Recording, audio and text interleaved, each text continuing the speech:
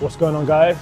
Welcome back to another video. We have on the menu my 3 quad and hamstring exercises I would do if I started training all over again. First, we're going to start with a lying hamstring curl. So let's talk about setup. Setting yourself up on a lying hamstring curl, you want to make sure your knee joint is in line with the pivot point, the axis of rotation. With this pad here, I like it to be a little bit lower than my end range. So what I need you to focus on this, the hamstring muscle is a biarticulate muscle, right? Meaning it crosses 2 joints, the hips and the knee. We're really trying to get it shortened. One joint has to be thick. In this case, the hip joint is the fixed joint. So what I'm gonna ask you to do, you're gonna get yourself in nice and tight. You're gonna think about dropping your shoulder blades and locking your lats in. Okay? It's gonna keep the hips still. Filling your lungs up with a brace, keeping your toes down. I want you to think about driving your heels up towards your glutes, okay?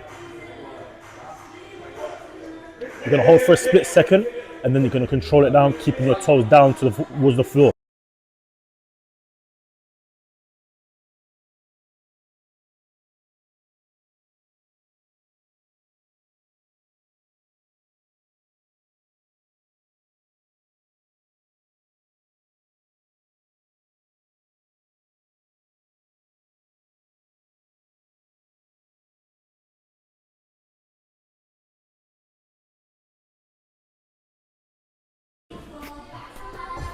Like I mentioned, common breakdown I see when people are doing lying hamstring curl is that their hip tends to come up when the set gets a bit heavy. To really contract that hamstring, that hip needs to be into the pad, okay? We're gonna go into our working set for 8 to 10 reps.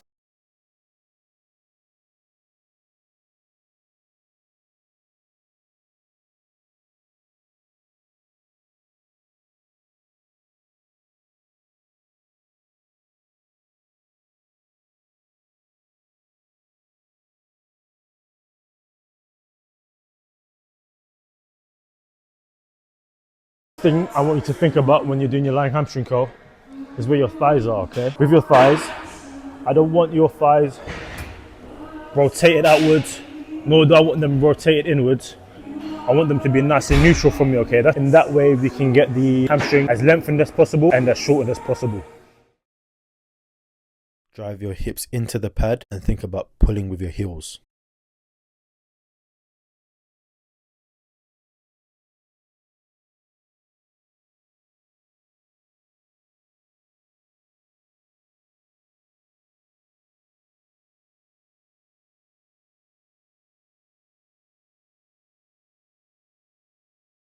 So the next movement I'll go into is a split squat. They're a good movement to learn, and I also think you can learn from this exercise can take you into a lot of other movements, the bracing, stability. So let's talk split squats and how to set up. What I want you to do, feet about shoulder width apart.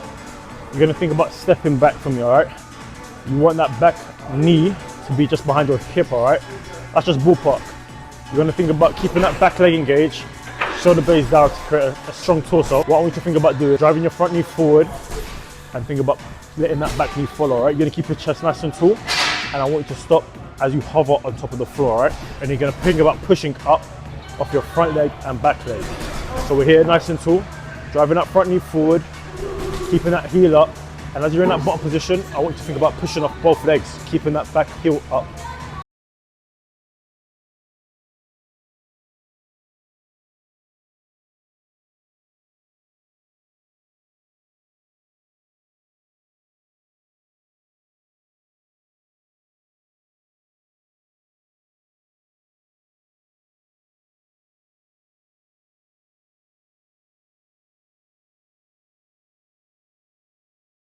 So you should have noticed, in the bottom position, my torso was in line with my back leg. It was a straight line.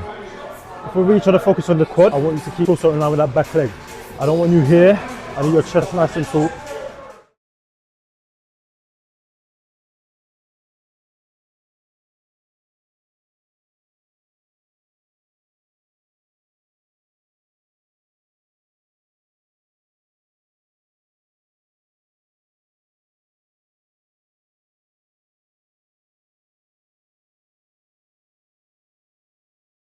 Common breakdowns that I see on split squats. People are in a nice position, their chest is tall, coming in, they get to the bottom, they get to the bottom, they get to the bottom, and then they bounce out.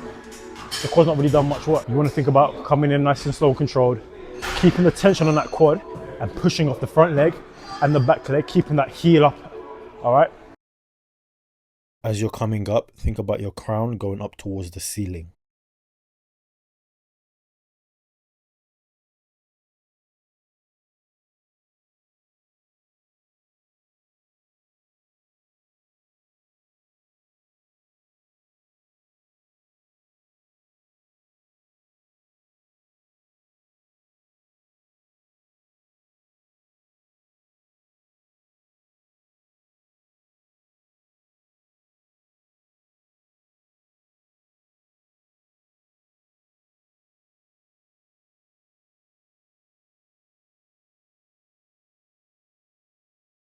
So the next exercise I would go on to for my hamstrings, it would be an incline hip extension.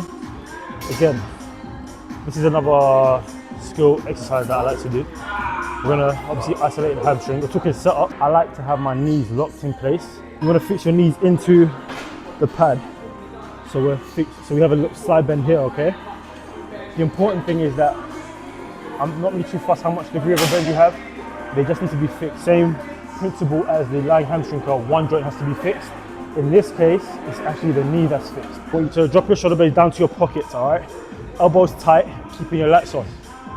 The intention of the movement, what you see a lot of people doing, they're coming up and down, up and down. So you see a lot of this. I don't want to see that from you guys, all right? You're stretching your torso forward. Stretching your torso forward. You're gonna hold for a split second, keeping the lats on, and initiate by squeezing this and your glutes and thrusting into the pad, all right? If you notice, my knees haven't moved.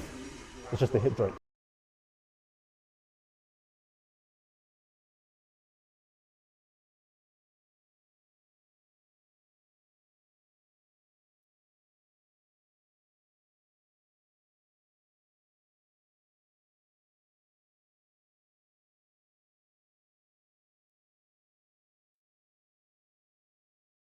So hopefully what you should have saw is that I keep my spine straight and neutral, okay? Things I see a lot and where you're putting your back at jeopardy is when your lats are disengaged, okay? It's important to keep your lats on because that's what's gonna keep your spine neutral and keep your back safe, all right? A lot of the times when people are coming down, they're doing this, all right? And then they're doing this. The hamstrings haven't done anything. All you're getting is a lot of spine work, all right? And with heavy weights, you're gonna put your back in a dangerous position. So when you're coming down, elbows tight, chest tall, and stretch forward.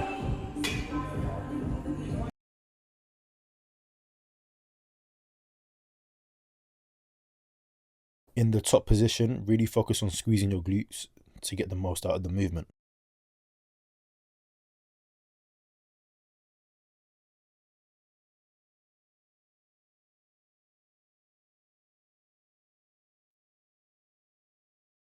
I'm gonna hit a leg press next, yeah?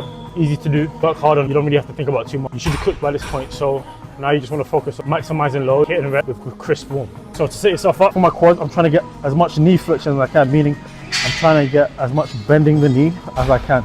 More bend, more quad, as much range as possible, but not compromise form. For me, I would say around here. You know, get as low as you can. So in this bottom position, I'm tucking my hip back, okay? I never wanna be here with my back, all right? We're not just pushing up and down.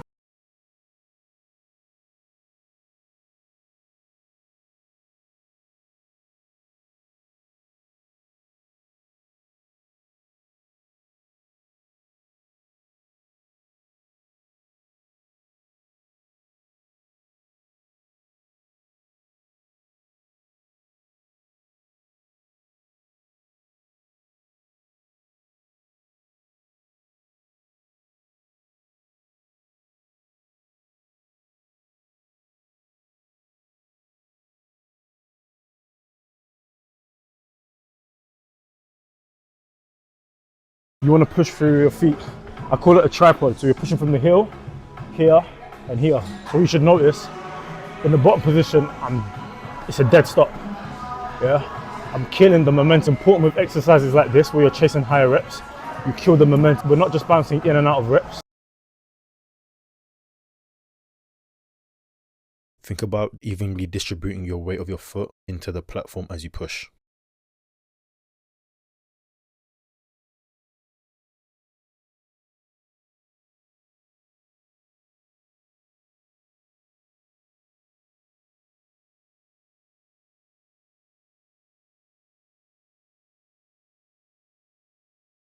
The next movement I'll go into is a seated hamstring curl. This one probably looks a little bit different to what you have in your gym. This is a plate loaded machine. You may have a pin loaded. Setup is pretty much the same. You want to make sure your knee is in line with the axis of rotation. Make sure your hips are fixed in. As we said before, one joint needs to be fixed when we're training the hamstring. The fixed joint here is going to be our hip. Feet parallel, toes up. Often at the time, I'd push into the resistance here, but it's a bit different here. I haven't got much leverage to push into, so I'm going to pull myself in tight. I don't really care how you do it. I just need your hips fixed, all right? Shoulder blade down, toes up, and then pull to your glutes.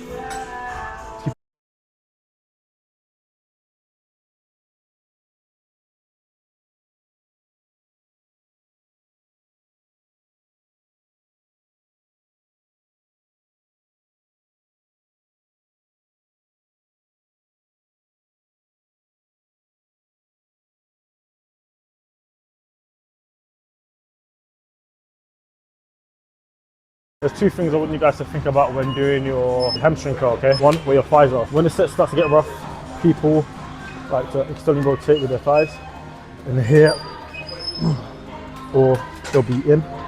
Let's try and keep that femur straight, okay? What I want to mention about hamstrings is you're going to get more out of keeping tension on the hamstring than you are by forcing a rep. So clients will compensate, they'll be like this, trying to get the weight up. I understand what you're trying to do, but it's pointless, all right? What I want you to do and apply this principle to any other hamstring movement, you're gonna get to your sticking point. Can't complete the full rep. I need you here, hold it, then up. Yep. You're gonna get more of work on what you have available in the hamstring than doing this and compensating, all right? Think about pulling with your heels and contracting the hamstring slowly.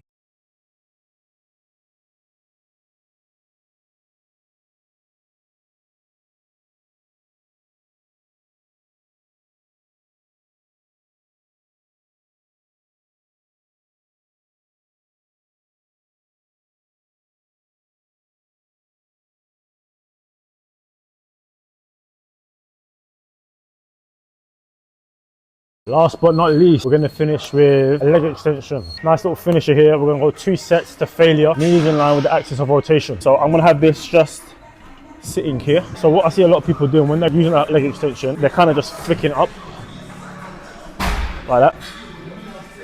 Come on. What I need you to do as you come up, you want to think about driving your foot that way, all right? That's really going to get the quad short in the top position, all right? And it's going to put less strain on your knee. It kind of wants to glide in a curved motion, all right? Not just up and down, in a curved motion.